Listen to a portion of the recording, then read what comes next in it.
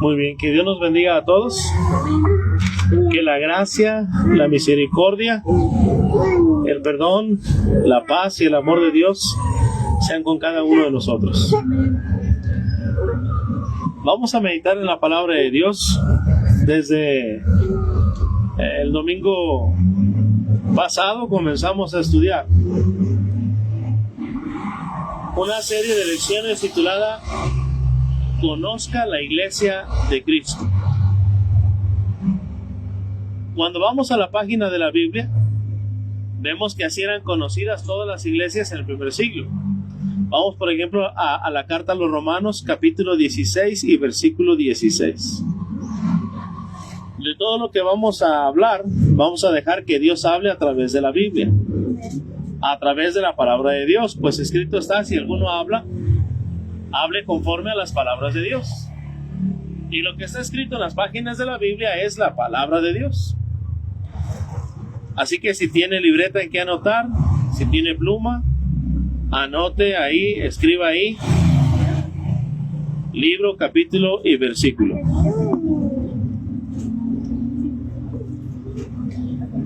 Carta a los Romanos, capítulo 16 y versículo 16.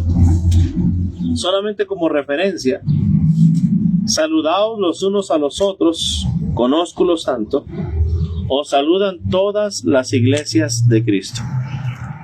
Así que en el primer siglo, cuando Pablo escribe la carta a las iglesias de Roma, todas las iglesias en su diferente ubicación geográfica, no que fueran diferentes iglesias desunidas en adoración, en plan de salvación y en práctica, sino que era la misma iglesia pero en diferentes ubicaciones geográficas, varias congregaciones locales, dice: os saludan todas las iglesias de Cristo. Así que en el primer siglo todas eran conocidas como iglesias de Cristo. Ahora, el estudio de hoy veremos que es natural, es lo más normal llamarle iglesia de Cristo, porque fue fundada por Cristo y fue fundada sobre Cristo. Primero veamos que fue fundada por Cristo. Acompáñeme a Mateo capítulo 16 y versículo 18. Ahí en el Evangelio según Mateo, en el capítulo 16 y versículo 18, la Biblia dice así: palabras de nuestro Señor Jesucristo al apóstol Pedro. Y yo también te digo que tú eres Pedro, y sobre esta roca edificaré mi iglesia. Fíjense que el Señor Jesús es quien está hablando. De hecho, en algunas Biblias viene con letras en rojo las palabras de Jesús. Mateo 16, 18. Y es Jesús quien está diciendo que Él mismo, Él personalmente va a edificar su iglesia. La Biblia hace énfasis en que Jesucristo es Dios. Por ejemplo, en Juan 1:14 dice: y aquel verbo fue hecho carne y habitó entre nosotros y vimos su gloria, gloria como del unigénito del Padre, lleno de gracia y de verdad. No obstante, Juan 1:1 había dicho: en el principio era el verbo, y el verbo era con Dios, y el verbo era Dios. Entonces quiero llamar su atención a que Jesucristo dijo que Él va a edificar su iglesia. Según Pedro, porque Jesús preguntó: ¿quién dicen los hombres que es el Hijo del Hombre? Y mientras algunos decían: creen que eres Juan el Bautista, creen que eres Elías, creen que eres Jeremías o alguno de los profetas, cuando Él preguntó: ¿y vosotros quién decís que soy yo?, fue Pedro quien dijo: tú eres el Cristo, el Hijo del Dios viviente. Así que es Él, el Cristo, el Hijo de Dios, quien está diciendo: voy a edificar mi iglesia. Así que la iglesia fue fundada por Cristo. Pero también hemos visto en Juan 1:1 que Jesucristo es el verbo, que es Dios. Jesucristo es Dios. No es Dios el Padre, no es el Espíritu Santo, pero es Dios. Es parte de lo que la Biblia llama la deidad o divinidad. Pues bien, según la palabra de Dios, Jesucristo vino a edificar su iglesia. Y lo hizo. Antes de ver cuándo y dónde lo hizo, Primero queremos hacer énfasis en que Él edificó su iglesia y que Él es Dios. Tiene esencia divina, tiene naturaleza divina. ¿Por qué es importante esto? Fíjese lo que había dicho la palabra de Dios en profecía, o desde el Antiguo Testamento, en el Salmo 127 y versículo 1. Bienvenidos, jóvenes. Salmo 127, 1.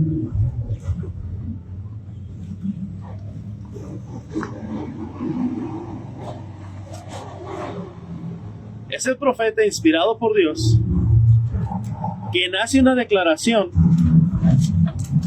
que nosotros tenemos que prestar mucha atención a lo que Dios dice. Fíjese la advertencia que hace aquí desde el Antiguo Testamento. Salmo 127, 1.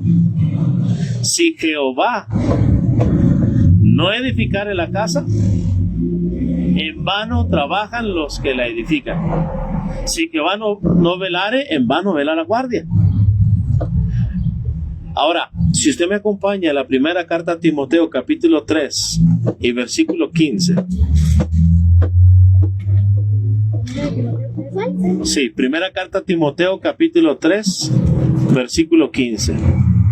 Es Pablo hablando a Timoteo. Recuerde lo que había dicho el profeta. El profeta dijo, si Jehová no edificare la casa, en vano el trabajo que se hace. Ahora, aplicando eso a nuestro estudio, dice la Escritura así, 1 Timoteo 3:15, para que si tardo, sepas cómo debes conducirte en la casa de Dios, que es la iglesia del Dios viviente. Entonces, si Jehová no edificare la casa, los que la edificaron lo hicieron en vano. Pero aquí Pablo está diciendo que la casa es ¿qué? La iglesia del Dios viviente. Entonces, si la casa, la iglesia, no fuera edificada por Dios, es en vano. Yo tengo que asegurarme que la iglesia a la cual yo pertenezco, a la cual yo asisto, en la cual yo creo haber sido salvo, en la cual yo adoro con cierta devoción a Dios, sea edificada por Dios. Porque si esa iglesia no fue edificada por Dios, entonces la adoración, entonces las buenas obras que yo haga allí, todo será en vano. No me va a servir de nada, porque no somos salvos por obras. Entonces, todo lo que yo haga y todo lo que la gente está haciendo ahí, su tiempo, su dinero, su pasión, todo será en vano. Porque esa iglesia no fue edificada por Dios, en este caso por Cristo. Mateo 16:18, Jesús dijo que Él es el fundador. Por eso en Romanos 16:16 dice, os saludan todas las iglesias de Cristo. Son de Cristo porque fueron edificadas por Cristo. Yo tengo que asegurarme, en la iglesia en la cual yo soy miembro, en la iglesia en la cual yo adoro, en la iglesia en la cual yo sirvo, ¿fue edificada por Cristo? Si es edificada por Cristo, gloria a Dios. Si no es edificada por Cristo, entonces todo lo que he hecho ha sido en vano. Acompáñenme también por favor al Evangelio de Juan capítulo 15 y versículo 3. Si gustan leemos desde el versículo 1, aunque haremos especial énfasis en el versículo 3. Evangelio de Juan. Evangelio de Juan. Está Mateo, Marcos, Lucas y luego Juan.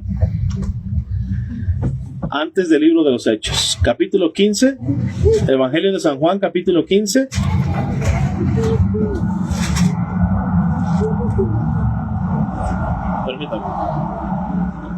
Permítame un segundo.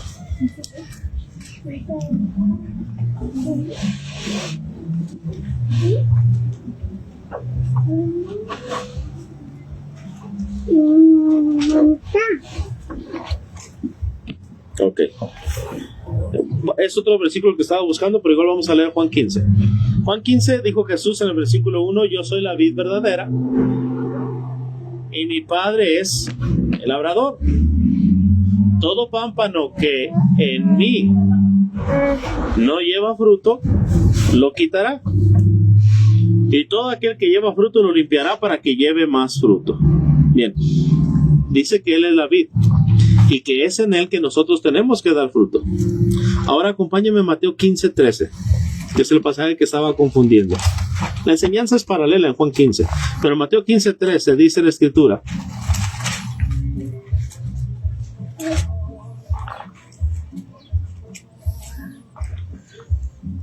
es Jesús quien está hablando y dice: toda planta que no plantó mi Padre Celestial será desarraigada. Dejadlos. Son ciegos, guías de ciegos. Y si el ciego guiare al ciego, ambos caerán en el hoyo. ¿Se da cuenta? Ahí en Juan 15 dice: mi Padre plantó la planta, yo soy la vid. Y ustedes son el resultado que va a dar fruto. Son las ramas que van a dar fruto. Pero si no permanecen en mí, serán cortados y echados en el fuego. Ahora aquí en Mateo 15:13 está diciendo algo parecido. Dice: si la planta, en este caso es paralelo a Salmo 127, la casa o la iglesia no fue plantada por Dios, dice, será desarraigada. Es decir, será arrancada desde la raíz. Fíjese bien, cuando es la planta natural, dice que se poda para que dé más fruto. Pero cuando no es la planta que plantó Dios, dice, será arrancada desde la raíz. Y usted sabe que una planta que se arranca desde la raíz, si usted hubiera seguido leyendo en Juan capítulo 15, se seca y la echan en el fuego. Y aquí dice: déjenlos, son ciegos, guías de ciegos. Entonces, no toda iglesia es buena. Muchas personas le van a decir a usted, muchos pastores le van a decir: reúnase donde usted se sienta más a gusto, o congréguese donde le quede más cerca. Todas las iglesias son buenas, es lo que la gente va a decir. Pero Jesús está diciendo: no, tiene que ser una planta que plantó el Padre. Tiene que ser la iglesia que Cristo edificó. Si no es esa iglesia, será desarraigada, porque la gente que está liderando a esos son ciegos. Ahora, hay dos clases de personas que enseñan ahí. Unas son las que genuinamente creen que están en la verdad, pero desconocen que están engañados, y de todo su corazón creen que están predicando la verdad. Pero también es cierto que hay personas que, incluso sabiendo que no es la verdad, porque hay algún beneficio, porque tienen cierto rango, cierta autoridad y no la quieren perder, prefieren perder su salvación y seguir con el engaño, aunque saben que es engaño. Entonces, nosotros, siendo advertidos por la palabra de Dios, tenemos que entender que no es nada más reunirnos, no es nada más cantar y adorar. Ahora, la buena noticia es, ya lo dijo el Señor Jesús, y desde el Antiguo Testamento el mismo Dios lo había dicho en Jeremías: me buscaréis y me hallaréis, porque me buscaréis ¿de cómo? De todo vuestro corazón. Cuando una persona genuinamente busca a Dios, así dure 20 o 30 años en una iglesia que no es la iglesia del Señor, va a llegar el momento en que Dios va a poner a la persona indicada para que le anuncie el camino correcto. Vamos a ver un ejemplo de esto. Vamos al libro de Hechos, al capítulo 18.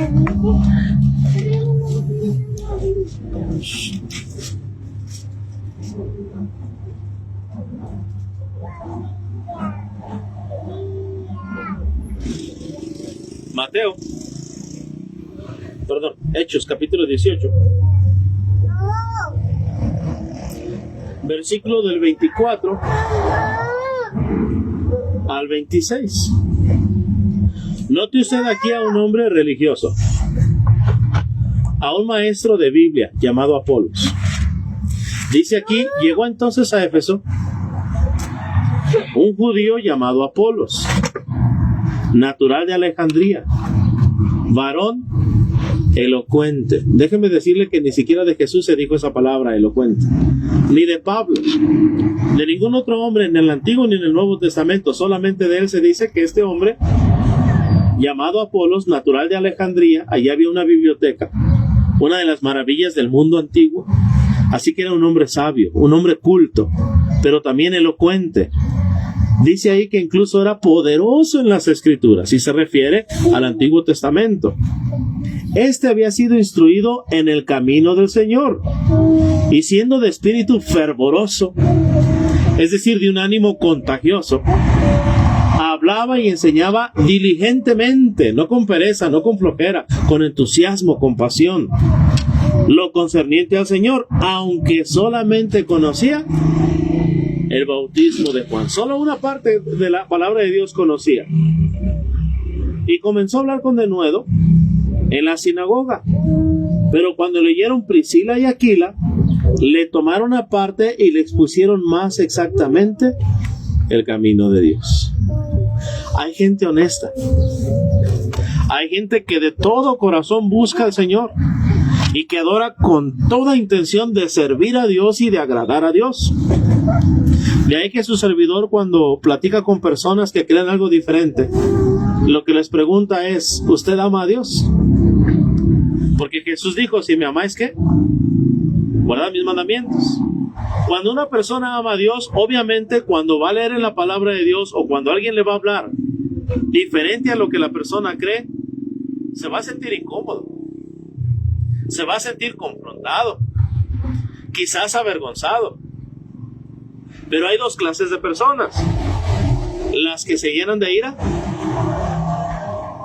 y las que se convierten en enemigos, y las personas que de todo corazón agradecen de tener la oportunidad de conocer la verdad, como en este caso Apolos. Fíjese usted lo que dice el versículo siguiente: y queriendo él pasar a Acaya, los hermanos le animaron y escribieron a los discípulos que le recibiesen.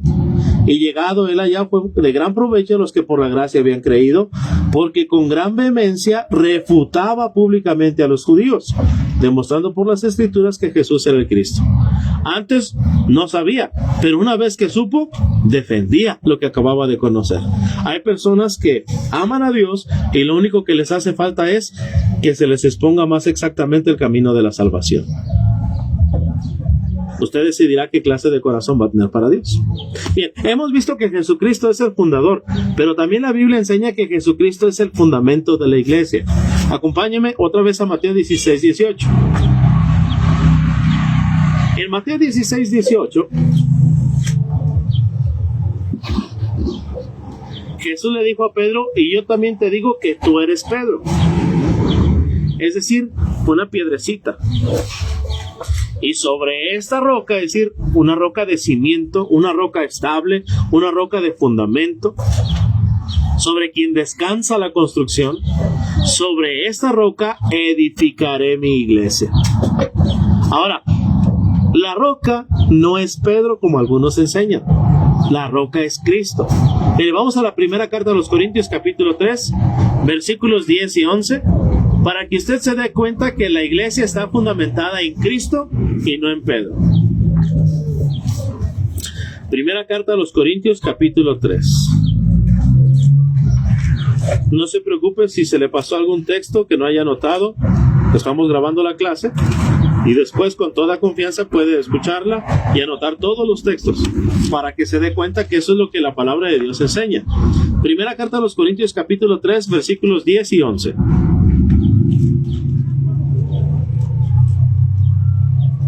Conforme a la gracia de Dios que me ha sido dada, yo como perito arquitecto puse el fundamento y otro edifica encima. Pero cada uno mire cómo sobreedifica, porque nadie, subraye eso. Fíjense que en el versículo 10 Pablo dijo que él puso el fundamento y después los demás edificamos, pero nadie, ninguno, sin excepción, nadie puede poner otro fundamento que el que está puesto, el cual es Jesucristo. Es decir, la enseñanza de que Jesús es el Cristo, la enseñanza de que Jesús es el Hijo de Dios, la confesión que Pedro acababa de hacer: tú eres el Cristo, el Hijo del Dios viviente, ese es el fundamento. El creer que Jesús es parte de la deidad, el Hijo divino de Dios, ese es el fundamento sobre el cual la iglesia es establecida. Mire, aquí mismo en la primera carta a los Corintios, en el capítulo 10. Pablo señala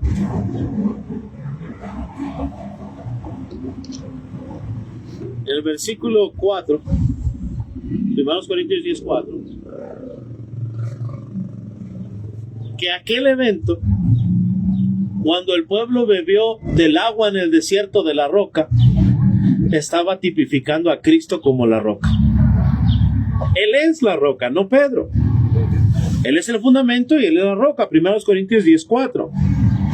Y todos bebieron la misma bebida espiritual porque bebían de la roca espiritual que los seguía, y la roca era Cristo. Así que la roca espiritual, la roca de fundamento es Cristo, no Pedro. Vamos también a la primera carta de Pedro, capítulo 2, los versículos del 4 al 8.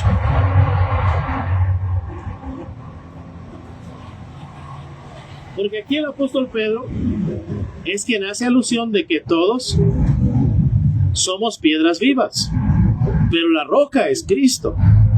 Si Pedro fuera la roca, Pedro diría o se identificaría a sí mismo como la roca, pero Pedro mismo está identificando a Jesús como la roca. 1 Pedro 2:4. Acercándoos a él, piedra viva, desechada ciertamente por los hombres, mas para Dios escogida y preciosa.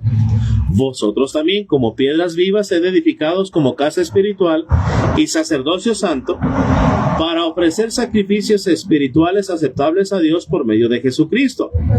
Por lo cual también contiene la Escritura: he aquí pongo en Sión la principal piedra del ángulo, escogida, preciosa, y el que creyere en él no será avergonzado. Para vosotros, pues, los que creéis, él es precioso.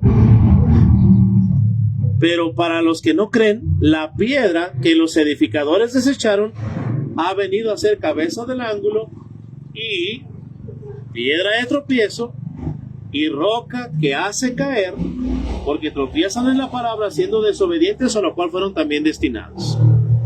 Muchos están a favor de que Jesús sea la piedra angular, pero Pedro la roca.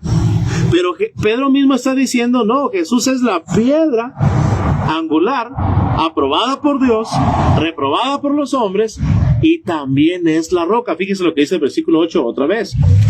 Y piedra de tropiezo y roca que hace caer. Por lo tanto, el fundamento sobre el cual la iglesia es edificada es la roca, y esa roca es Cristo. Es la roca de los siglos, es la roca eterna. Es nuestro Señor Jesucristo que se hizo carne. Por eso cuando la gente iba a obedecer el Evangelio, Hechos 8:36, 35, desde el 35 hasta el 37, tenía que confesar que Jesús es el Cristo, el Hijo de Dios. Fíjese, aquí viene un hombre de adorar en Jerusalén, oriundo de Etiopía, funcionario de Candace, reina de los etíopes. Había ido a Jerusalén a adorar, regresaba, y Felipe es enviado a predicar el Evangelio. Dice Hechos 8:35, entonces Felipe, abriendo su boca y comenzando desde esta escritura, le anunció el Evangelio de Jesús. 36, y llegaron a cierta agua, y dijo el eunuco, aquí hay agua, ¿qué impide que yo sea bautizado? Felipe dijo, si crees de todo corazón, bien puedes. Y respondiendo dijo, creo que Jesucristo es el Hijo de Dios. Las personas, para formar parte de la iglesia, tenían que ser salvadas. Para ser salvadas tenían que ser bautizadas, y para ser bautizadas tenían que confesar que Jesús es el Cristo, el Hijo de Dios, porque sobre esa roca, sobre esa enseñanza, sobre esa verdad, la iglesia es construida, la iglesia es edificada, y de ahí cada uno de nosotros somos las piedras vivas que son añadidas a la casa de Dios. Si Jehová no edificara la casa, es en vano. Si Jesucristo no es el fundamento, es en vano. Una nota más. Vamos a Mateo 16:18. Jesús le dijo a Pedro, y yo también te digo que tú eres Pedro, y sobre esta roca edificaré mi iglesia. A pesar de toda la evidencia, a pesar de la enseñanza clara de los pasajes que hemos leído, la gente defiende que Pedro es la roca. Y la gente no medita en lo siguiente. ¿Qué sucede o sobre qué estaría fundada la iglesia si Pedro fuera la roca? Vamos a Mateo 16, un poquito más adelante, en el versículo 21. Desde entonces comenzó Jesús a declarar a sus discípulos, Mateo 16, 21, que le era necesario ir a Jerusalén y padecer mucho de los ancianos, de los principales sacerdotes y de los escribas, y ser muerto y resucitar al tercer día. Entonces Pedro, tomándolo aparte, comenzó a reconvenirle, diciendo: Señor, ten compasión de ti, en ninguna manera esto te acontezca. Pero él, volviéndose, dijo a Pedro: Quítate de delante de mí, Satanás. Me eres tropiezo, porque no ponen la mira en las cosas de Dios, sino en las de los hombres.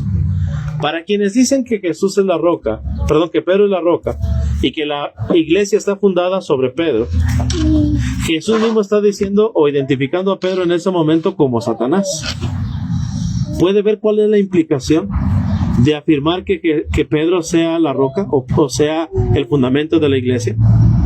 Las personas que afirman que la iglesia está fundada sobre Pedro, Jesús está diciendo que Pedro en ese momento corresponde a Satanás. Por lo tanto, si la iglesia está fundada sobre Pedro, estaría fundada sobre Satanás. Eso en las reglas del pensamiento correcto se conoce como silogismo. Hay una primera premisa, hay una segunda premisa y por lo tanto hay una conclusión obligada. Si Pedro es la roca y Pedro es Satanás y la iglesia está fundada sobre Pedro, luego entonces esa iglesia está fundada sobre Satanás. Pero la iglesia que Cristo edificó está edificada sobre el fundamento de que Jesús es el Cristo, el Hijo de Dios. Sobre esa verdad, sobre ese fundamento, es lo que sostiene la iglesia. Así es como la iglesia es establecida.